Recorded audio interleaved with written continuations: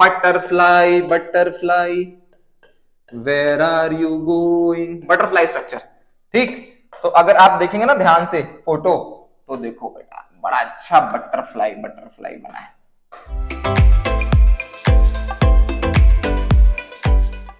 तो क्या हाल चाल बच्चा लोग, कैसे हैं आप लोग, कैसे चल रहा है लिखाई, होपफुली सब अच्छा चल रहा होगा। मैं आपका मुरली सर। फ्लैश कोर्स का अगला वीडियो रेडॉक्स रिएक्शन पे आप अपना A4 निकालिए और जुप जुप जुप जुप नोट्स लेना शुरू कीजिए। इसका PDF भी डाल दिया जाएगा, बट अपना नोट्स ही काम आता है, तो अपना ही नोट्स जाके आप लास्ट डे रिवीजन में हेल्प करेंगे। इस चैप्टर को हम 15 से 20 मिनट में कंप्लीट करने की कोशिश करेंगे। सारा का सारा जो कॉन्सेप्ट है, सारा का सारा जो चीजें हम डिस्कस कर देंगे। ये रिवीजन के लिए वीडियो है। अगर आपको पूरा वीडियो देखना है तो हमारा इलैबोरेटिव वीडियो भी है, वो जाके आप देख सकते हैं। आइए सर, रेडॉक्स रिएक्शन क्या होता है? वैसा रिएक्शन जहां ऑक्सीडेशन भी हो रहा हो और रिडक्शन भी हो रहा हो, उसको आप क्या बोलेंगे? उसका बोलेंगे सर रेडॉक्स रिएक्शन। अब इसमें सबसे पहले आता है कि ऑक्सीडेशन स्टेट क्या होता है या फिर ऑक्सीडेशन नंबर क्या होता है। ऑक्सीडेशन स्टेट या फिर ऑक्सीडेशन नंबर होता क्या है सर? देखिए, एक हाइपोथेटिकल नंबर है जो ये रिप्रेजेंट करता है कि बॉन्डेड फॉर्म में किसी भी एटम का कितना इलेक्ट्रॉन गेन और लॉस हुआ। अगर गेन ऑफ इलेक्ट्रॉन हुआ नेगेटिव में आएगा, लॉस ऑफ इलेक्ट्रॉन हुआ वैल्यू पॉजिटिव में आएगी। ये एक नंबर है जो ये रिप्रेजेंट करता है कितना इलेक्ट्रॉन का गेन हुआ और कितना इलेक्ट्रॉन का लॉस हुआ। चलिए सर आगे बढ़ते हैं। इसको निकालने के दो तरीके। अगर आपको स्ट्रक्चर दे रखा है, क्या दे रखा है? इफ स्ट्रक्चर इज नोन, अगर आपको स्ट्रक्चर दे रखा है सर, तो देखिए क्या करना है कि आपको बॉन्ड ब्रेक करना है। ठीक, जब मतलब एक अपने पेन को तलवार समझिए और सारा बॉन्ड काटना शुरू कर दीजिए। अब जैसे ही सारा बॉन्ड काटेंगे तो जो मोर इलेक्ट्रोनेगेटिव है उसको -1 और लेस को +1, इसको भी तोड़िए। -1 +1 -2 +2 +1 -1 -2 +2 -2, फिर तोड़िए -1 +1। सल्फर पे अगर ऑक्सीडेशन इसका बात करेंगे, सबको जोड़ दीजिए। सल्फर पे +6 चला जाएगा। जितने भी ऑक्सीडेशन स्टेट है सर पे डालना है आपको, यहां नहीं डालना है।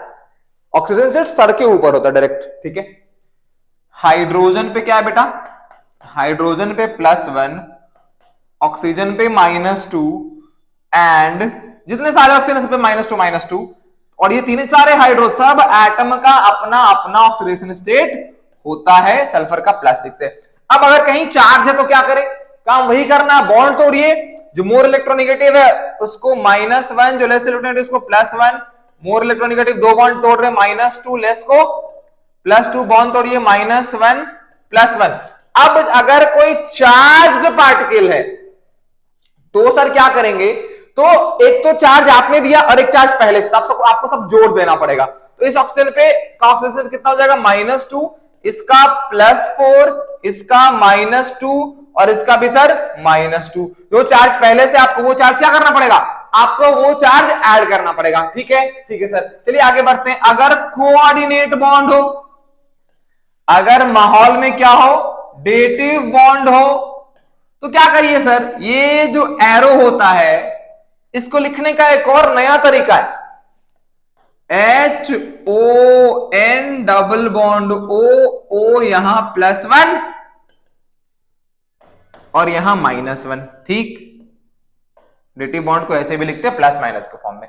वापस से आप यही काम करिए। इसको तोड़ेंगे -1 +1, इसको तोड़ेंगे -1 +1, इसको तोड़ेंगे +1 -1, इसको तोड़ेंगे -2 +2। नाइट्रोजन पे टोटल चार्ज क्या है?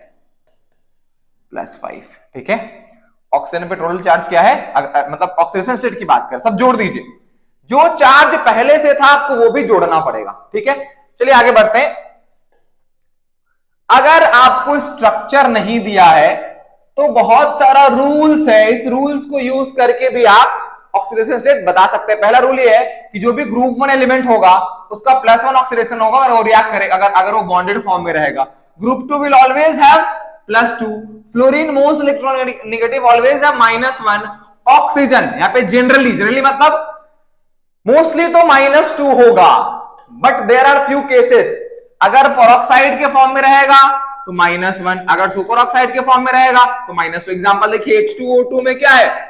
ऑक्सीजन पेरोक्साइड के फॉर्म में। अगर आप बात करेंगे NaO2 CO2 कम होता है तो यहाँ पे सुपर ऑक्साइड के फॉर्म में, अगर आप CSO2 की बात करें यहाँ पे सुपर ऑक्साइड के फॉर्म में। वही अगर आप फ्लोरीन के साथ बॉन्ड बनाएंगे तो यहाँ पे ऑक्सीजन +2 में जाएगा, और अगर ये वाला बॉन्ड आप बना रहे हैं तो ऑक्सीजन क्या है +1 में। अगर सेम टू सेम बॉन्ड है, इस बॉन्ड को तोड़ोगे तो दोनों को 0-0 मिलेगा। क्या मिलेगा? दोनों को 0-0 मिलेगा। ठीक, नेक्स्ट देखिए सर, अगर कोई नॉन बॉन्डेड फॉर्म है, एटॉमिक फॉर्म में है, या फिर अगर कोई एलिमेंटल फॉर्म में है, एटॉमिक फॉर्म में है या फिर अगर कोई किस फॉर्म में, एलिमेंटल फॉर्म में, तो उसका ऑक्सीडेशन स्टेट आपका 0 होगा। और बात करते हैं, ये सबसे इंपॉर्टेंट है कि जितने भी एटम है, sum of oxidation state of all the atoms equal to charge present on it. अगर कोई न्यूट्रल सिस्टम है तो उसमें जितने भी एटम्स है, अगर आप सबका सम करोगे तो नेट चार्ज 0 होगा। अगर कोई +1 वाला सिस्टम है, जितने भी एटम्स है सबका ऑक्सीडेशन स्टेट का सम करोगे तो नेट चार्ज उस चार्ज के बराबर होगा। Sum of oxidation states of all the atoms present is equal to charge present on the system. अगर न्यूट्रल है 0, +1 है, सबको जोड़ के +1, इससे इक्वेशन बनाते हैं और फिर हम सॉल्व करते हैं कि इसका क्या चार्ज होगा। फॉर एग्जांपल, अगर आपसे कोई पूछे कि सर सल्फर का कितना होगा, हाइड्रोजन जनरली +1 होता है, ऑक्सीजन जनरली -2 होता है। अगर आप सल्फर का निकालना चाहेंगे, सॉल्व करेंगे, नेट चार्ज क्या है, नेट चार्ज 0 है, तो +1 × 2 + -2 × 1 -2 × 4, 4 ऑक्सीजन है सर, -2 × 4 + x = 0। यहां से x की वैल्यू आ जाएगी +6। वैसे अगर आप k की बात, k-4 की बात करेंगे तो ये +1 में भाई साहब है, -2 में, वैसे इक्वेशन लिखिए +1 + -2 × 4 + x = 0। इसको x मान लो, ठीक है। यहां से x की वैल्यू आ जाएगी +7, x की वैल्यू आ जाएगी +7। ClO3 में भी आप इसको अगर x मानेंगे, हाइड्रोजन का +1 + x + -2 × 3 = 0। यहां से x की वैल्यू आ जा रही +5। अगर N2O3 में इसको x मानोगे तो x की वैल्यू आ जाएगी +3, ठीक है। तो आप x मान के सारा वैल्यू बता सकते हैं। कुछ इंपॉर्टेंट एग्जांपल्स है, जैसे आप CrO5 है आपके पास, इसमें अगर आपको ऑक्सीडेशन स्टेट निकालना है, तोड़िए, ठीक, ये जाएगा +6 में। आप अगर करना चाहते हैं तो यहां से आएगा सर +2, यहां से आएगा +1, यहां से आएगा +1, यहां से आएगा +1, यहां से आएगा +1। इसको तोड़ेंगे सर तो यहां माइनस, इसको तोड़ेंगे तो 0-0। इसको क्या बोलते हैं, इसको बोलते हैं प्रॉक्सी लिंकेज या पेरोक्साइड लिंकेज, ठीक है। आप अगर इसको इस बॉन्ड को तोड़ेंगे तो -1 यहाँ पे जो 4 ऑक्सीजन है वो पेरोक्साइड के फॉर्म में, पेरोक्सी लिंकेज बना के, और यहाँ पे -2। क्रोमियम पे जो ऑक्सीडेशन स्टेट है वो +6 है। This structure is called butterfly.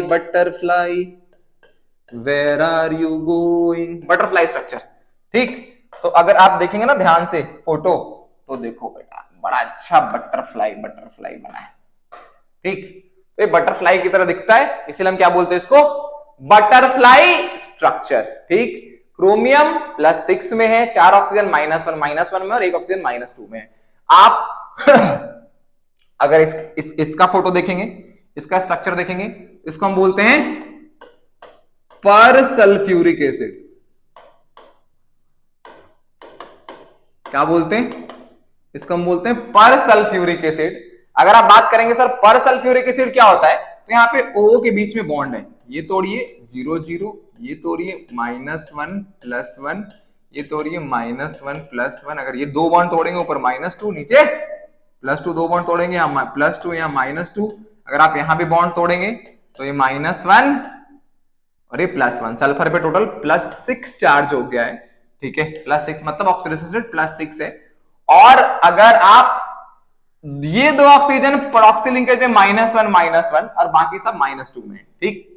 चलिए सर आगे, यहां भी चार्ज पहले से प्रेजेंट है, बॉन्ड तोड़िए -1, बॉन्ड तोड़िए -1, अकॉर्डिंगली यहाँ +1 जो आएगा इसके लिए +1, because sulphur is less electronegative. ये बॉन्ड तोड़ोगे, 2 बॉन्ड टूट रहा +2 और यहाँ -2, 2 बॉन्ड टूट रहा है यहाँ +2 और यहाँ -2, ठीक है। सल्फर पे अगर सबको जोड़ देंगे आपको +6 मिलेगा सर, ठीक।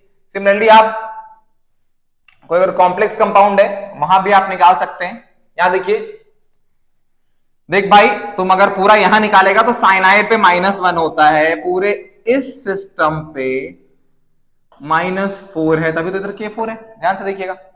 अब आप x मान लो, x plus -6 is equal to -4, ये पूरे पे चार्ज है। x की वैल्यू क्या आ जाएगी, x की वैल्यू आ जाएगी 2, ठीक। अगर आप क्रोमियम का यहां निकालना चाहते हैं, x मानिए, ठीक, तो 2x plus 1 into 2 plus 7 into -2 is equal to 0।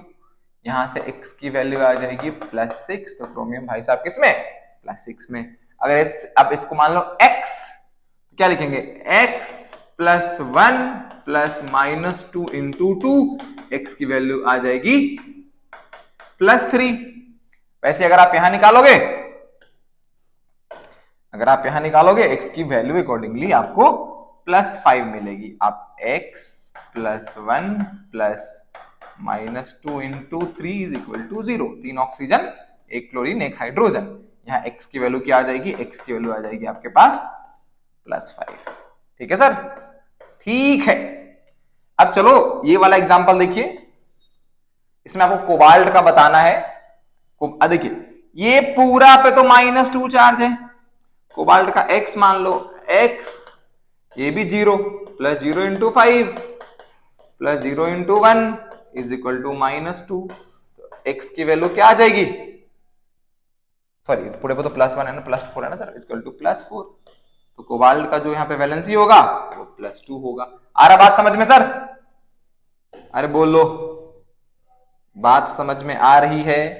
Into 1 is equal to +2, x equal to +2, ठीक है सर। ये देखो एक जो क्वेश्चन है आइसोसाइनाइड वाला, इस आइसोसाइनाइड वाले क्वेश्चन में आपको थोड़ा सा ध्यान लगाना पड़ेगा। इसको कैसे करें, अगर आप बात करेंगे आइसोसाइनाइड वाला क्वेश्चन, मैं यहां कर दे रहा हूं आपके पास HNC था ना सर, इसको आप अगर अच्छे फॉर्म में लिखोगे तो HNC, यहां -1, सॉरी यहां +1 आया, यहां -1 आया, 3 बॉन्ड तोड़ेंगे, इसको +3 मिलेगा, इसको -3 मिलेगा, ये बॉन्ड तोड़ेंगे, यहाँ -1 +1, तो हाइड्रोजन पे सर तो +1 है, वो तो पहले से ही जग जाहिर था। नाइट्रोजन पे कितना आ जा रहा, देखो नाइट्रोजन पे आ रहा -3, ओके, और कार्बन पे आ रहा -2, ऑक्सीडेशन स्टेट ये सारे के सारे, ठीक है।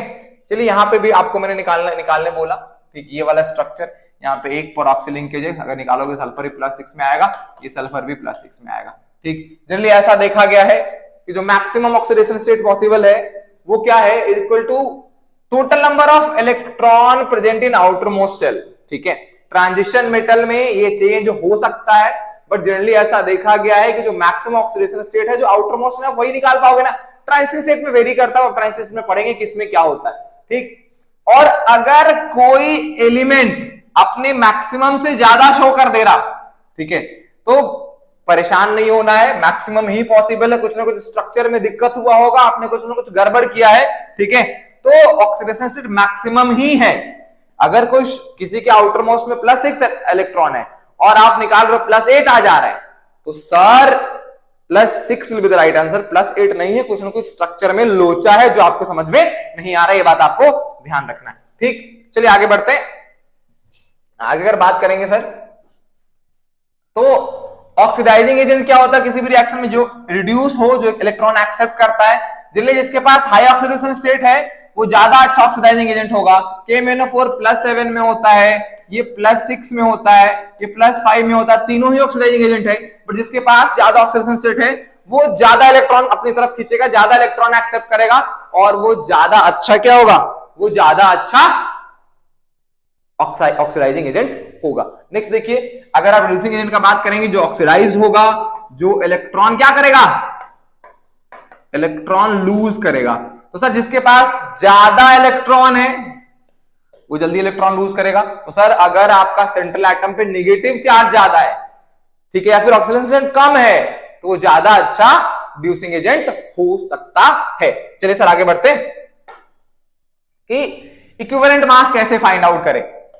सर इक्विवेलेंट मास का जो फॉर्मूला है molar mass by n factor होता है, और अगर आप रेडॉक्स बात करेंगे तो एन फैक्टर रेडॉक्स में क्या होता है, total number of electron gained और लॉस्ट। ट्रांसफर मींस क्या होगा, गेन्ड, अगर कोई गेन कर रहा है तो गेन्ड, और अगर कोई लॉस कर रहा है तो लॉस। गेन्ड और लॉस्ट बाय पर मॉलिक्यूल, गेन्ड और लॉस्ट पर मॉलिक्यूल, उसको आप क्या बोलेंगे, उसको आप बोलेंगे एन ऑफ रेडॉक्स रिएक्शन। इसकी जो वैल्यू होती है n equal to a into x minus y mod है, ठीक है, पॉजिटिव नेगेटिव वैल्यू नहीं होगा, ये कोई भी एक पॉजिटिव वैल्यू होगी और फ्रैक्शन में भी वैल्यू पॉसिबल है, ठीक। आप यहां देखिए ए क्या है, ए है total number of atoms in the reactant, कितना एटम है रिएक्टेंट में, एक्स क्या था, oxidation number, oxidation state of atoms in the reactant, और वाई क्या है, oxidation number of atom in the product. For example अगर ये दो सवाल आप करेंगे तो ये भाई साहब +7 में है, ये भाई साहब +2 में है ना, तो 1 इंटू 7 माइनस 2, ठीक है, तो इसका एन फैक्टर आ जाएगा 5। फॉर एग्जांपल आप यहां बात कर रहे हैं, ये भाई साहब +6 में है, ये भाई साहब +3 में, तो अगर आपको एन फैक्टर निकालना है, क्या निकालेंगे बताइए, 6, एन फैक्टर क्या होगा सर, एन फैक्टर हो जाएगा 2 into 6 minus 3 is equal to 6, ठीक। तो एन फैक्टर क्या होता है, नंबर ऑफ इलेक्ट्रॉन गेन्ड और lost by the molecule during the reaction, ठीक है। अब देखिए डिस्प्रोपोर्शनेशन रिएक्शन क्या होता है कि किसी भी रिएक्शन में अगर एक ही मॉलिक्यूल ऑक्सीडाइज भी हो रहा और एक ही मॉलिक्यूल रिड्यूस भी हो रहा, ठीक है, तो उसको बोलेंगे आप disproportionation reaction. Same atom will oxidize as well as reduced, जैसे H2O2 को अगर आप डिसोसिएट करेंगे तो H2O भी बनाता है और O2 भी बनाता है। इधर भाई साहब -1 में है और बाद में -2 और 0 में चला जाता है, तो ये भाई साहब यहां पे क्या हुआ, यहां पे हुए रिड्यूस, और ये भाई साहब यहां क्या हुए ऑक्सीडाइज। इस रिएक्शन को आप क्या बोलोगे, अगर यहां पे एन फैक्टर चाहिए तो n equal to n of oxidation into n of reduction divide by n of oxidation plus n of reduction, दोनों जोड़ना पड़ता है, n of oxidation plus n of reduction, ठीक है। यहां भी अगर आप देखेंगे तो ये भी तरह का डिस्प्रोपोर्शनेशन रिएक्शन है, ये भाई साहब पहले 0 में है, ठीक, और ये -1 में गए हैं, और अगर आप बात करेंगे ये भाई साहब 0 में है और ये +5 में गए। अब चलो सर मैं एक का करके दिखाता हूं, यहां भी देखिए सर ये 0 में है, ये कहां गए हैं -3 में, और ये +5 में गए हैं 0 से, तो ये क्या हो जाएगा, ये आपका डिस्प्रोपोर्शनेशन रिएक्शन शो कर रहा है। शायद इसकी वैल्यू जो होती है H3PO3 होती है, तो -3 और +3 में वैल्यू चला जाता है, ठीक है सर। चलिए आगे बढ़ते हैं, आप नेक्स्ट रिएक्शन देखिए। चलिए एक का हम आपको इस फॉर्मूले को यूज करके बताना सिखाते हैं कैसे बनता है इसका n factor of disproportionation reaction. For example अगर इसका देखेंगे एन ऑफ ऑक्सीडेशन कितना होगा, देखिए 2 इंटू 0 माइनस -5 कितना आ रहा है, मॉड ले लीजिएगा, इसकी वैल्यू आ रही 10। अगर आप एन ऑफ रिडक्शन का बात करेंगे तो देखो 2 इंटू 0 माइनस -1, इसकी वैल्यू आ रही है 2, ठीक है। तो अगर आप बात कर रहे हैं n factor of this reaction क्या होगा, it will be equal to 10 into 2 divide by 10 plus 2, मतलब 20/12, आंसर इज 5/3। तो सर इस सवाल के लिए भी अकॉर्डिंगली आप एन फैक्टर बताइए, और इस सवाल के लिए भी अकॉर्डिंगली आप एन फैक्टर बताइए, ठीक है। आगे बढ़ते कि कुछ इंपॉर्टेंट एन फैक्टर आपको याद रखने। सर अगर आप KMnO4 लिया जिनकी पर्पल कलर का होता है, अगर आप एसिडिक मीडियम में लोगे तो Mn2+ एन फैक्टर 5 है, सबसे ज्यादा इलेक्ट्रॉन यहां पे ये लूज करेगा, मैक्स सबसे ज्यादा इलेक्ट्रॉन ये गेन करेगा इस केस में, और ये मैक्सिमम ऑक्सीडाइजिंग पावर है। ये जो है ये कलरलेस होता है, अगर आप KMnO4 न्यूट्रल और माइल्ड बेसिक भी लिखा हो तो एक ही बात है, न्यूट्रल और माइल्ड बेसिक में लेंगे तो MnO4 बनाता है जहां Mn+4 में जाता है, और यहां पे आपका जो ऑक्सीडेशन स्टेट है 3 है। और अगर आप बेसिक मीडियम ले लेंगे, स्ट्रांगली बेसिक मीडियम है, तो MnO4 माइनस जो था MnO4 2 माइनस एन फैक्टर 1 है। यहां पे ये लीस्ट ऑक्सीडाइजिंग होता है, जहां एन फैक्टर ज्यादा है वहां ज्यादा ऑक्सीडाइजिंग पावर होगा, जहां एन फैक्टर कम है वहां कम ऑक्सीडाइजिंग पावर होगा। ठीक है सर, चलिए आगे बढ़ते हैं। K2Cr2O7 ऑरेंज कलर का है, अगर इसको आप एसिडिक मीडियम में डालेंगे Cr3 प्लस ग्रीन कलर का हो जाएगा, एन फैक्टर 6 है। सर आपको याद रखना कुछ और इंपॉर्टेंट है, अगर I माइनस है एसिडिक मीडियम में लेंगे ऑक्सीडाइज होकर I2 बनाएगा, एन फैक्टर आपका यहाँ पे 1 है। अगर I माइनस है बेसिक मीडियम में लेंगे ऑक्सीडाइज होकर ये IO3 माइनस बनाएगा, एन फैक्टर यहाँ पे आपका 6 है। यहां -1 था, यहां +5 में गया, या -1 था यहां 0 में गया।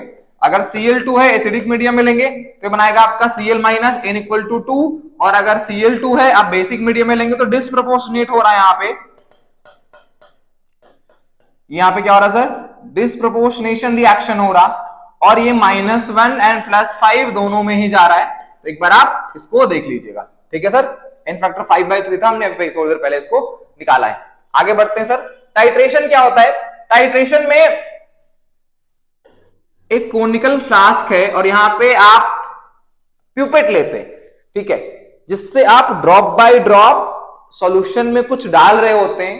देखिए यहां पे आपके पास स्टैंडर्ड सॉल्यूशन होता है जिसका आपको कॉन्सेंट्रेशन भी पता है और वॉल्यूम तो यहां आप निकाल लेंगे। यहां पे एक अननोन कॉन्सेंट्रेशन का चीज होता है, और ये इंडिकेटर आप इसमें यूज करते हैं। इंडिकेटर एक्सटर्नल भी हो सकता है, चीज सेल्फ इंडिकेटिंग भी हो सकती है। जैसे कि अगर आप रिडॉक्स रिएक्शन देखते हैं तो यहाँ पे जनरली जो भी आपका रिएक्टेंट होता है सब सेल्फ इंडिकेटर होता है। अगर आप एसिड बेस्ड रिएक्शन कर रहे होते हैं तो वहां पे जो टाइट्रेशंस होते हैं वहां पे आप एक्सटर्नल इंडिकेटर ऐड करते हैं। ठीक, अब यहाँ पे एक इक्विवेलेंस पॉइंट आता है जहां पे आपका कलर चेंज होगा, आपको समझ में आ जाएगा रिएक्शन कंप्लीट हो गया है तो कलर चेंज होगा, नंबर ऑफ इक्विवेलेंट दोनों में बराबर होगा। N1V1 इक्वल टू N2V2 कर सकते हैं, number of electron gain equal to number of electron lost होगा। आ रही बात समझ में? इक्विवेलेंस पॉइंट क्या होगा, कलर चेंज आपको दिखेगा। दूसरा क्या होगा, दूसरा नंबर ऑफ इक्विवेलेंट दोनों का बराबर होगा, N1V1 equal to N2V2, number of electron gain equal to number of electron lost. अगर आप बात करेंगे KMnO4 तो सर इसको अगर आप ऑक्सैलिक एसिड के साथ टाइट्रेट कर रहे हैं फॉर एग्जांपल एक केस में, तो सर आप क्या कर सकते हैं, देखो जो ऑक्सैलिक एसिड है वो यहां पे जो आपका कार्बन है ये +3 में है, ठीक, और ये जा रहा है +4 में। आप निकाल के देख लीजिए, आपके पास H2C2O4 इसका x मानो तो 2 + 2x प्लस -2 × 4, इसकी वैल्यू आ जाएगी आपकी x इक्वल टू